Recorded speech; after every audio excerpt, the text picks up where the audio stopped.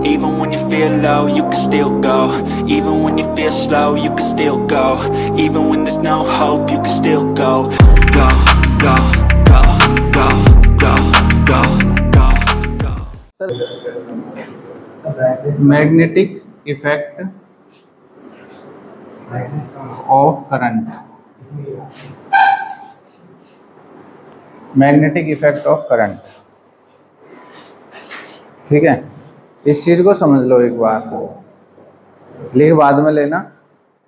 थोड़ा सा कॉन्सेप्ट समझ लो, अगर कॉन्सेप्ट समझ गए ना तो आगे का पूरा चैप्टर बढ़िया समझ में आएगा। अगर कॉन्सेप्ट नहीं समझोगे तो फिर नहीं आएगा समझ में, फिर ऐसा लगेगा पता नहीं क्या हो रहा है। समझ गए? लिखवा दूंगा, अभी कुछ चीज़ें समझ लो।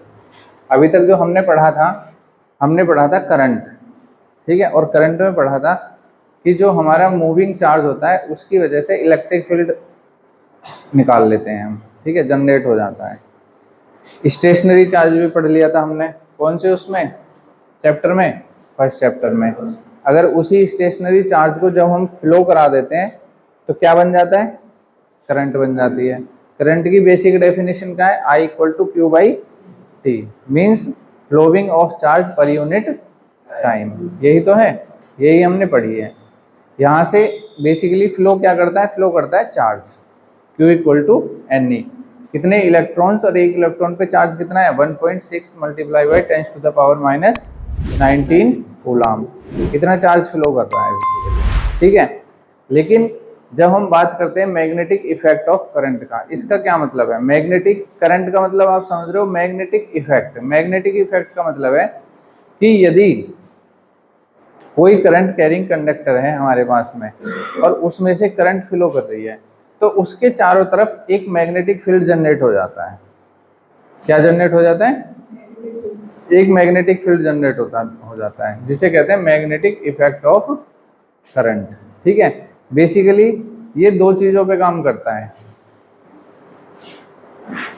जो मैग्नेटिक इफेक्ट है, अगर इसको हम देखें तो ये दो चीजों पे काम करता है। जैसे सबसे पहले आप एक चीज देखो, ये आपका कोई कंडक्टर है जिसमें एक करंट फ्लो हो रही है, ठीक है, I। ये कोई कंडक्टर है और इस कंडक्टर में एक करंट फ्लो कर रही है I। इस करंट के पास में जब इसमें करंट फ्लो कर रही थी तो हम एक कंपास लेके गए,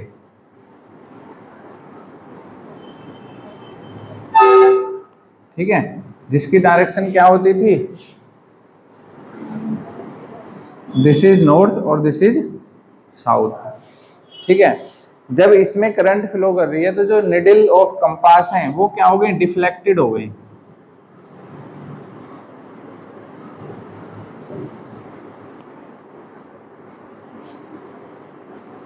क्या हो गई, डिफ्लेक्टेड।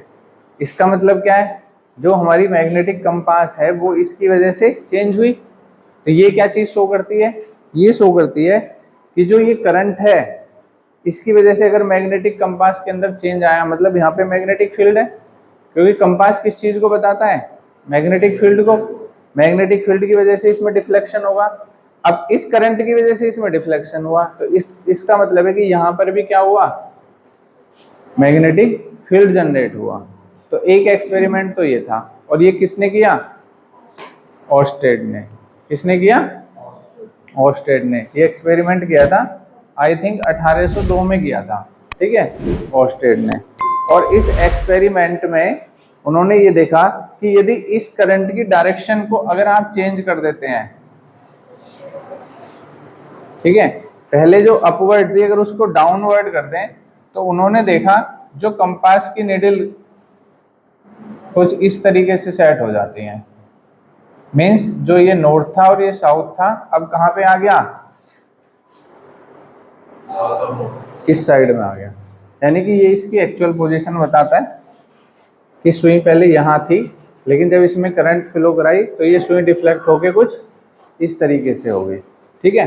तो ये वाली चीज इधर को हो जाता है, साउथ पोल, ठीक है। इसने साउथ पोल को अट्रैक्ट किया, नॉर्थ पोल को रिपेल किया।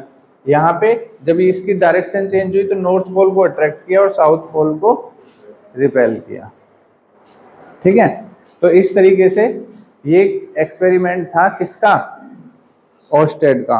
उन्होंने ये देखा कि जब किसी करंट कैरिंग कंडक्टर के पास में किसी मैग्नेटिक कंपास को लेके आते हैं तो कंपास में क्या शो होता है, रिफ्लेक्शन शो होता है। इसका मतलब क्या है कि करंट कैरिंग कंडक्टर जो है अपने चारों तरफ क्या कर रहा है, मैग्नेटिक फील्ड जनरेट कर रहा है।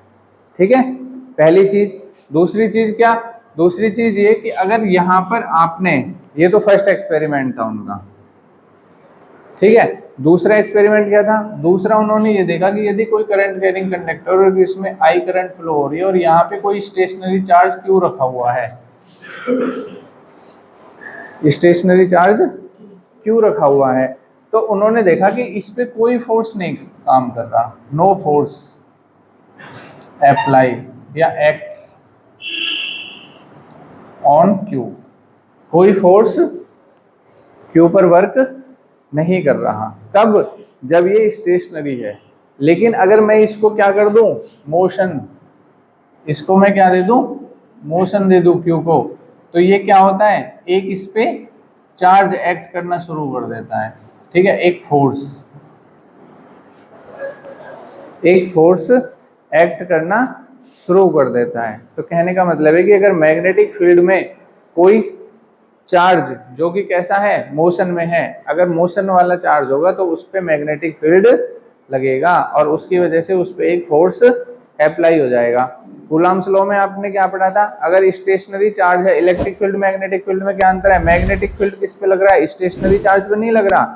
आप ये देखो, अगर चार्ज क्या है, रखा हुआ है, तो मैग्नेटिक फील्ड कितना है वहां पे, 0, इस पे कोई मैग्नेटिक फोर्स काम नहीं कर रहा। लेकिन अगर यही चार्ज किस में हो जाए, मोशन में हो जाए, तो यहाँ पे क्या काम करता है, मैग्नेटिक फोर्स काम करता है, मैग्नेटिक फोर्स काम करता है। वो कितना होता है वो सब चीजें आगे पढ़ेंगे, लेकिन अभी ये चीज देखो। तो उन्होंने क्या बताया, पहला तो उन्होंने ये बताया कि जो मैग्नेटिक कंपास है उसमें डिफ्लेक्शन होता है, that shows the current carrying conductor creates a magnetic field itself.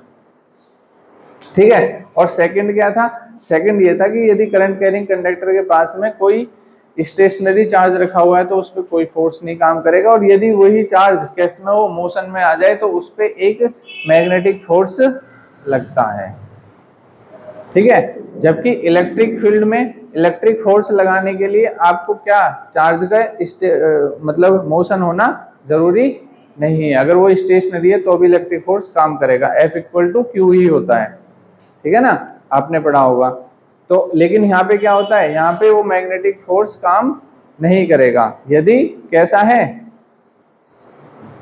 Stationery है। अगर स्टेशनरी नहीं है, मोशन में है, तो काम करता है। इसी के उस पे जब आगे हम क्वेश्चंस करेंगे तो इसी में आएगा कि वो कैसा पैराबोलिक पाथ बनाएगा, हेलिकल पाथ बनाएगा, इलिप्स बनाएगा, कैसा पाथ बनाता है, तो वो डिपेंड करता है इन सब चीजों के ऊपर ही। ठीक है, तो ये दोनों एक्सपेरिमेंट थे किसके, ऑर्स्टेड के। ठीक है, उन्होंने ये कहा कि जो मैग्नेटिक फोर्स है वो लगेगा किस पे, मोस्ट मूविंग चार्ज पे, और दूसरा उन्होंने ये कहा कि कंपास में डिफ्लेक्शन होगा, और ये कंपास का डिफ्लेक्शन ही ये शो करता है कि जो करंट कैरिंग कंडक्टर है वो अपने चारों तरफ क्या क्रिएट करता है, एक मैग्नेटिक फील्ड जनरेट कर देता है।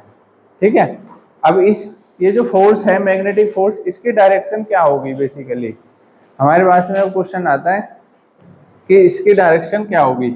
यदि करंट कैरिंग कंडक्टर है और इसमें आई करंट फ्लो कर रही है, ठीक है, अब इससे किसी पॉइंट P पर इसकी डिस्टेंस कितनी है, R, इसका एक छोटू सा एलिमेंट dl। ठीक है, अगर इस पूरे की लंबाई कितनी है, L है, तो छोटा सा एलिमेंट कितना हो जाएगा, dl हो जाएगा। ठीक है, अगर इनके बीच का एंगल क्या है, थीटा है, करंट इसमें कितनी है, I है। तो अब ये बताना है कि देखो यहाँ पर मैग्नेटिक फील्ड तो लगेगा ही लगेगा, मैग्नेटिक फील्ड क्रिएट होगा। दूसरा, अगर यहाँ पे कोई चार्ज मोशन में है तो इस पे एक मैग्नेटिक क्या लगेगा, मैग्नेटिक फोर्स भी लगेगा। तो उस फोर्स की डायरेक्शन क्या होगी, जो ये वाली डायरेक्शन होती है ये तो होती है इनवर्ड या इनसाइड, और जो ये होती है ये आउटसाइड।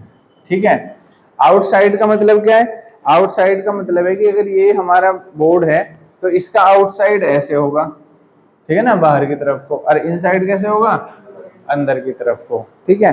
तो ये कैसे निकालेंगे, ये अगर हम फॉर्मूले से निकालेंगे, इसके कुछ नियम है कि थंब रूल है और स्क्रू रूल है, और तुम्हारा एक नियम है फॉर्मूले के बेस पे आप निकाल रहे हो वेक्टर के तरीके से कि डायरेक्शन क्या होगी, वो है। लेकिन हमेशा याद रखना, मैं तुम्हें एक ऐसी ट्रिक बता रहा हूँ, उससे आप कंफ्यूज नहीं होगे, चाहे जैसे निकाल लो, वो आपकी मर्जी है, सिखा मैं सारे दूंगा कैसे निकालने हैं, ठीक है।